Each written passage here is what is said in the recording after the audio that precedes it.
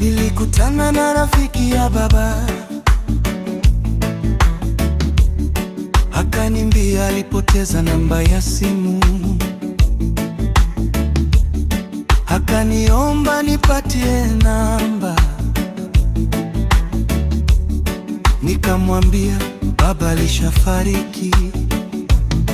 Alisema taarifa ilikuwa nzito, nzito moyoni mwake. Taarifa ilikuwa nzito, nzito moyoni mwake.